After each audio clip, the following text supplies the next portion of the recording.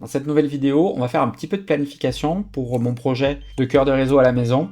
Donc j'ai acheté 2 switches avec des interfaces 10 gigabits et donc l'objet de cette vidéo c'est de réfléchir un petit peu à ce que je vais avoir besoin en termes de configuration afin de le prévoir et après pouvoir mettre en œuvre tout ça. Pour illustrer tout ça, j'utilise le langage de modélisation qui s'appelle Archimate. Si la modélisation vous intéresse, je vous suggère une petite formation que j'ai faite il y a quelques temps maintenant, qui est totalement gratuit. Je vous mettrai le lien dans les commentaires ou la description. On va démarrer, je vais vous décrire un petit peu ce qui est prévu. Alors pour comprendre ce dont on va parler, il y a deux choses qu'il faut savoir. C'est que d'une part, je vais parler de VLAN. Donc pareil, j'ai une vidéo sur le sujet, mais ça ne sera pas l'objet de celle-ci aujourd'hui. On va commencer par la configuration que j'avais mis en place lors du projet de cluster Proxmox que j'avais évoqué la semaine dernière. Donc j'avais acheté à l'époque un petit switch 8 ports de niveau 2 qui m'avait permis de paramétrer plusieurs VLAN, donc pour paramétrer donc, ce fameux cluster Proxmox. Alors il y a le réseau par défaut qui me permet de sortir sur internet, et puis il y avait tout un tas de réseaux complémentaires, donc paramétrés par des VLAN,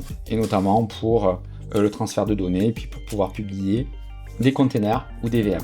Dans le cadre de ce projet, donc je vais devoir paramétrer ces VLAN sur mes deux nouveaux switches, donc que j'ai appelé Pronto 1 et Pronto 2. Donc sur chacun des switches, je vais paramétrer l'ensemble des VLAN dont je vais avoir besoin. En l'état, ça ne sera pas suffisant, parce que effectivement, si je branche de part et d'autre des machines, même sur le même VLAN, forcément, ça ne va pas communiquer. Il me manque quelque chose. Et ce quelque chose, c'est un lien d'interconnexion qu'on appelle un trunk. Donc le trunk, son rôle, c'est quoi? On y paramètre dessus plusieurs VLAN. Donc on relie sur ces deux switches ces deux interfaces particulières. Et comme on aura tagué plusieurs VLAN dessus, ça va permettre aux machines de communiquer comme si elles étaient sur un seul switch, quels que soient les ports où on a affecté les VLAN. Alors évidemment, il faut que ça soit sur le même VLAN, mais ça se comportera comme si c'était un seul switch. Donc ce qu'on peut remarquer sur les trunks, c'est que sur les trunks que je vais paramétrer, c'est que je vais utiliser, donc si ça marche évidemment, deux interfaces de 10 gigabits de part et d'autre du switch. Donc je vais créer ce qu'on appelle une agrégation de liens.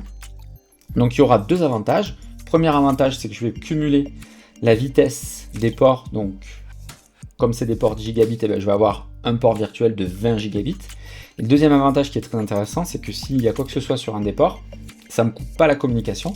Je vais pouvoir m'appuyer sur le lien qui reste. Donc là, on est sur des fonctionnalités de niveau 2.